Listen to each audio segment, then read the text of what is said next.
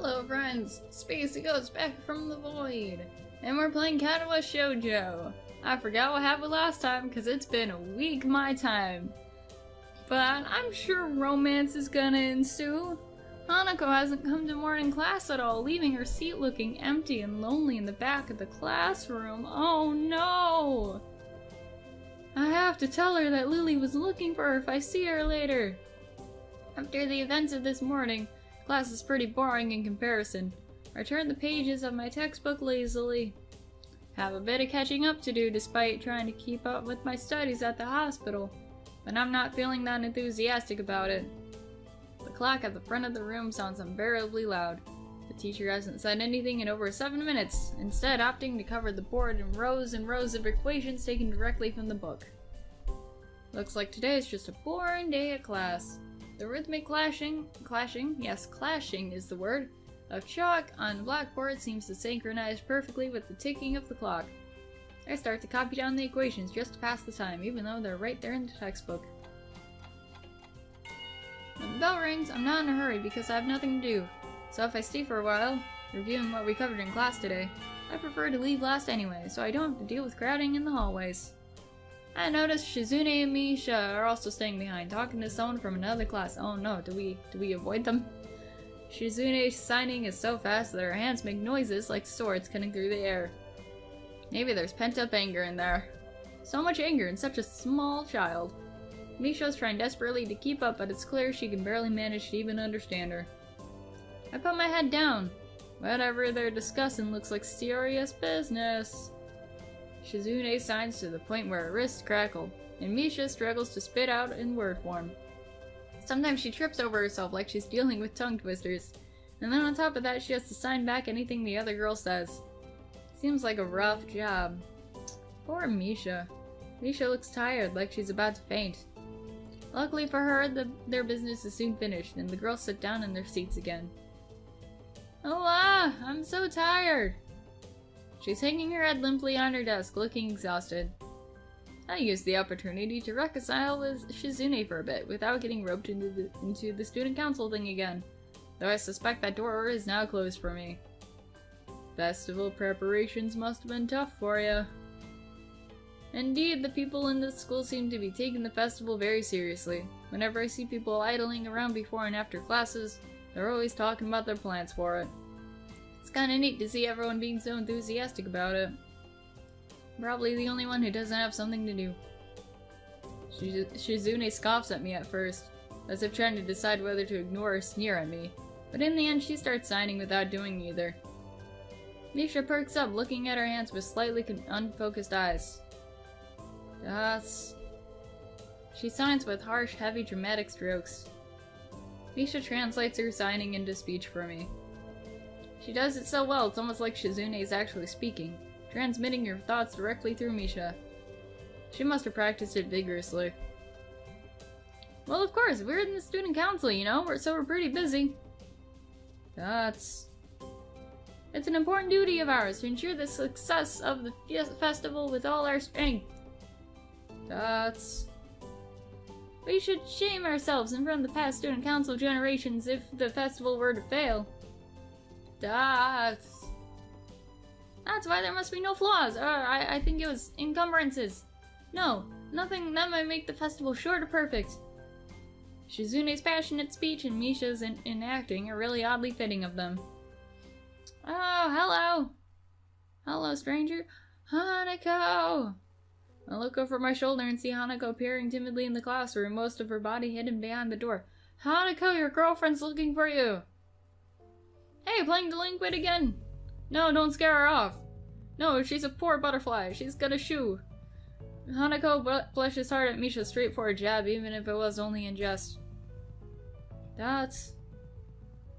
Oh no! Shizune stares at her probingly, causing Hanako to look down and start backing away to the point where only her fingers can be seen wrapped nervously around the edge of the door. No, you bastards! Maybe she's showing her dislike of Hanako by association of her dislike of Lilly. Just cause they're dating doesn't mean you need to be mad to her. It appears so, and Hanako probably knows it as well. What is it, Hanako? Please come inside. Has Lilly been here? Sorry, I haven't seen Sato. She came by in the morning, though. Hanako keeps looking uneasily at Shizune, who stares back at her with her usual studying gaze. What's she trying to do? Of course, Shizune isn't gonna look away, and she's intimidating enough as it is, so I can only imagine how terrifying Hanako would be.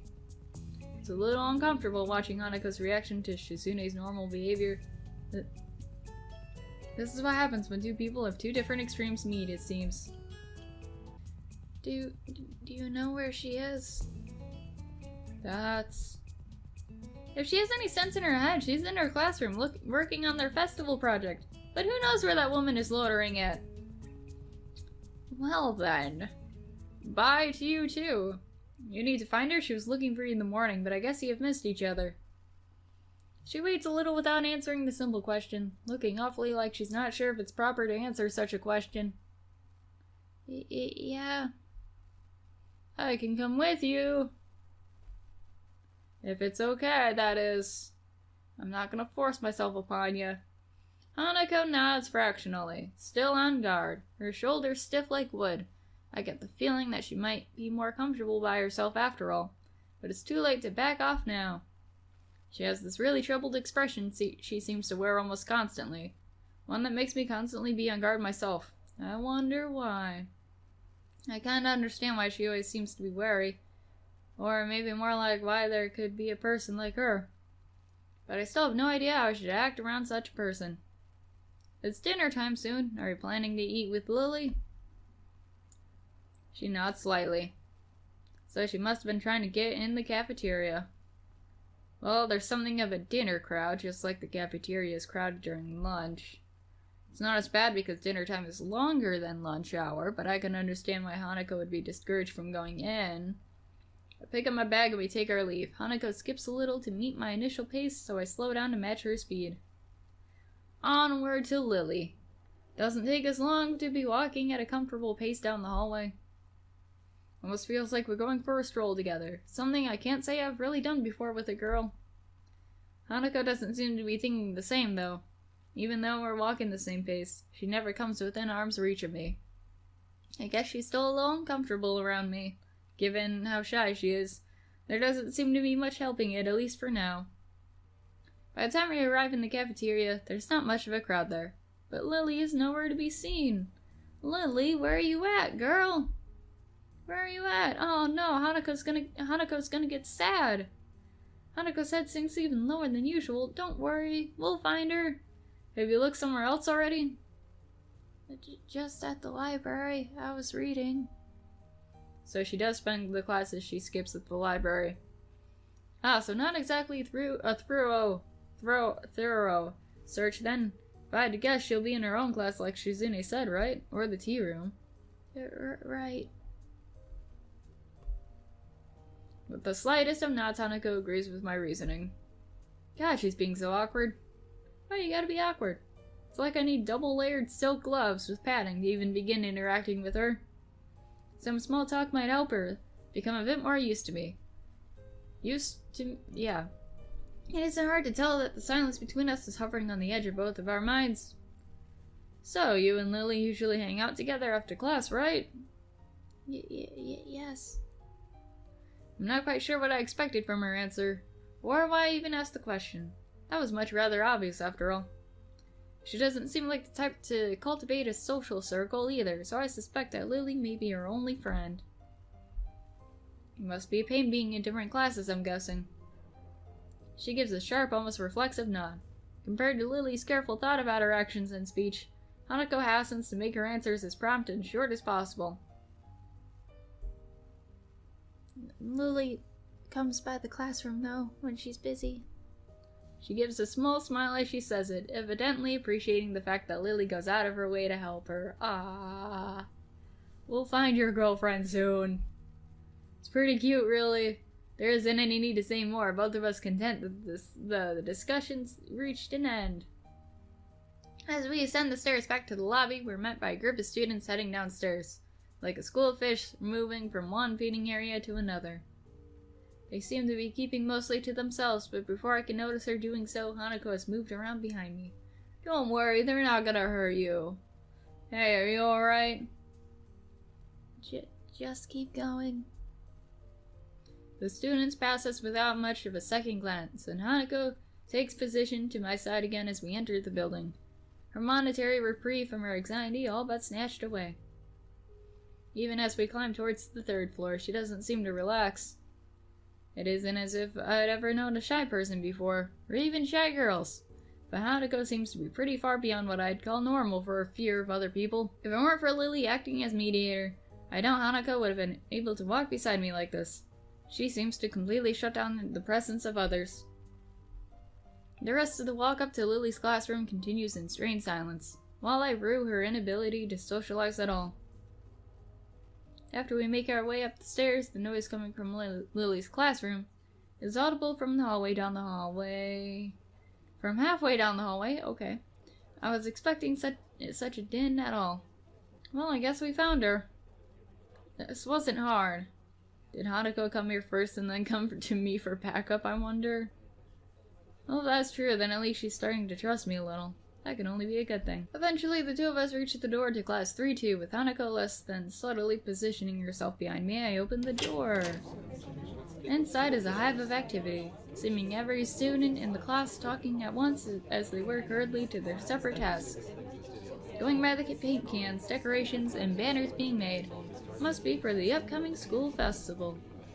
Guess my first priority should be finding Lilly. Lilly! Where are ya? There you are! Found her. Among the din is surprisingly easy, but not at least because of her looks.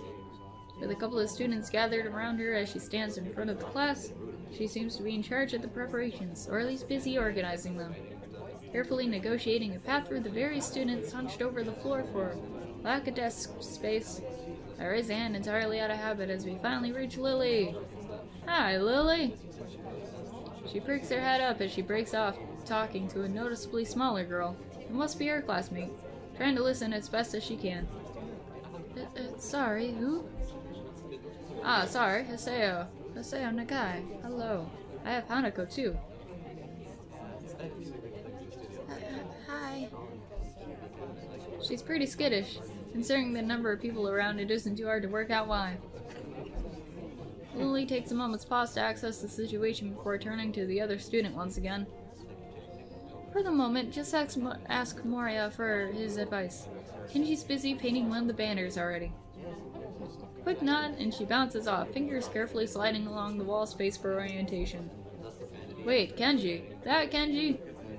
I quickly turn around, leaning a bit to the side to see past Hanako. Sure enough, in the corner of the room, Kenji's hunched over a sheet of cloth as he paints it. His eyes remain only inches from the brush, reminding me of how close he has to be to make out my face when I met him. Sorry about that, our class doesn't have many students with even partial eyesight, so they're in high demand. That's right, Class 3-2 is specially for students with poor vision. Preparing for the festival must be pretty arduous for them. Need a hand? I could give you help if you need some. Maybe Hanako could too. We both got eyes. Chance to set her mind on something would do her good, but I doubt she has the courage to ask outright. She quickly nods in affirmation afterwards. So I'm confident I made the right move. Lilly gives a noticeable sigh of relief. Oh, that's good. This might actually get finished before everyone goes off to dinner now. Would you be able to help the person painting the main banner? It's a big task for him to do, but nobody else can help. Kenji, sure. I know him. She seems surprised that I know him. I can't really blame her. I take it you've met? Our rooms in the dorm are right next to each other. Hard to miss each other, really. Well, it's good to see that you're getting friends so fast. Friend, I wonder if that's the right word to use for him. He's pretty shitty. I don't think so. We just live together. Come on. Hanako's silence during the proceedings reminds me of the reason I put her up to helping in the first place. Well, go help him then. He knows what he needs doing, right? That's right, just ask if you have any problems. Chorusing in assent, Hanako and I begin another trek across the classroom. Kenji sits crouched on the floor, his gaze fixed on the white calico in front of him. Hey, Kenji! No answer. He continues dragging his paint-soaked brush along the large half-painted kanji that stretched in the sheet and pencil. Kenji! Come on, Harry. Huh? What? Who is it? If this is the way he treats class members, it's no small wonder he's working on his own. It's me, Aseo from the— Right, I know that man. What are you doing here, though? This ain't your territory. His dismissive attitude annoys me. He must be the type to really get focused on his work, hating to be disturbed by anyone until he's done, I suppose. While we talk, the sound of Hanako's footsteps as she walks out from behind me reminds me that she's here. I was just gonna help with the banner. Hanako and I, that is. Hello. Oh, hey, I guess that's okay. As soon as Hanako enters the equation, his demeanor takes a complete about-face. His sudden faux hospitality is slightly unsettling. Alright, women. On second thoughts, this might have not been a great idea after all. Hanako and I grudgingly set ourselves down on the opposite side of the cloth banner to Kenji, noting the several small paint tins on the ground around it. Class 3-2. Noodle stall? You guys selling noodles at the festival on Sunday? Yeah, some stalls outside or something. Or something? His non-committal nature sparks a fair amount of suspicion on my behalf. The task at hand comes first, though. So how do you want to split this? We do borders while you do the text, or do you want to switch and do the borders? Text is mine, you do borders. He has surprisingly strong feelings about the topic. As I reach over and grab the brush, I notice Hanako's already debating between colors to use. If only we had an art student with us. By the time I put brush to the cloth, she's already started on a delicate pattern. Looks like my idea of taking her mind off everyone around here works. With a dark blue stroke, the three of us silently get to work. Now, before Kenji takes advantage of Hanako's working to lean towards me and whisper conspiratorially, though. Okay, man, why are you here? Hanako just wanted to help find Lilly, that's all. No ill intent here. He apparently disapproves of my motivations. I get it. Looks like I misjudged you. You're infiltrating them, aren't you? Going deep undercover? I should have guessed. Letting the truth slip by him would probably be better than outright lying or annoying him in any case. Is that why you're here? Obviously. It sucks, but there's no better way to get intel than going in yourself. You gotta stick together, man. This is a harsh school, a harsh world. Yes. Very harsh, Kenji. He misses my true meaning as he leans back, satisfied I'm sympathetic to his cause. Better get down to work. Let's get down to business. Finished. Looks like I am too. Good job. Two of us connect up the lines of our patterns, mine being close as a copy as I could manage of hers. With a grunt, I lever myself up from the floor and look around. Aside from Hanako and myself, there's only Kenji left finishing off a sign as well as Lilly, and a couple of students talking amongst themselves in the classroom.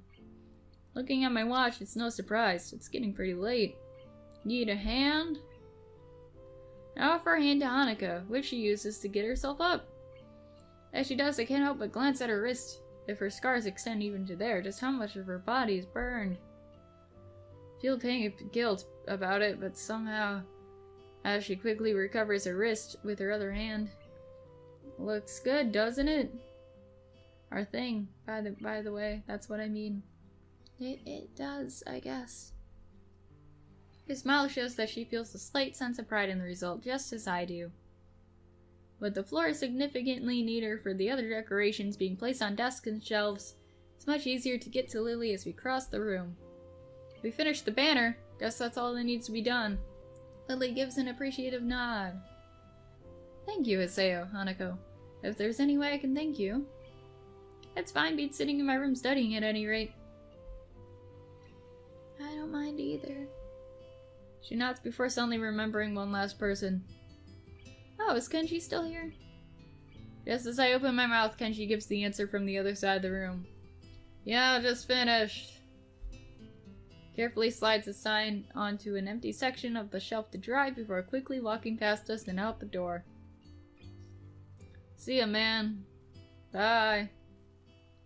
Have fun with your conspiracies. The remaining 2 students say their goodbyes to Lilly before taking their cue to leave as well, leaving only the 3 of us. Well, I guess that's everyone. I hope we don't have to do anything like that again. Working past school time? Indeed. The class's plans this year are ambitious, maybe too ambitious. The stalls look nice, though. She's right, it shows that a lot of work has gone into them. My. I'm sure a lot of us would be glad to hear that. At least now there's not so much work to do until the festival itself. It's getting pretty late. Should we go? That's probably a good idea. Are you going back to the dorms as well, Hiseo? Yeah, I guess I'll tag along. Why not? The nighttime lighting really makes the gardens look quite different. Compared to the usual look of lush greenery, things are much more calm. Being that it's so late, the lack of students around probably helps. The odd 1 or 2 can be seen scurrying to and from the dorms trying to act the most out of their approaching curfews, but no more. All that can be heard is our footsteps, in addition to Lily's cane regularly gently tapping the ground in front of her. It's nice to finally be able to relax a bit after the mad rush during school. Without even noticing it, I let out a small yawn. Tired? Yeah, still getting used to the flow of things, I guess. The thing with Shizune kind of took me off guard, though.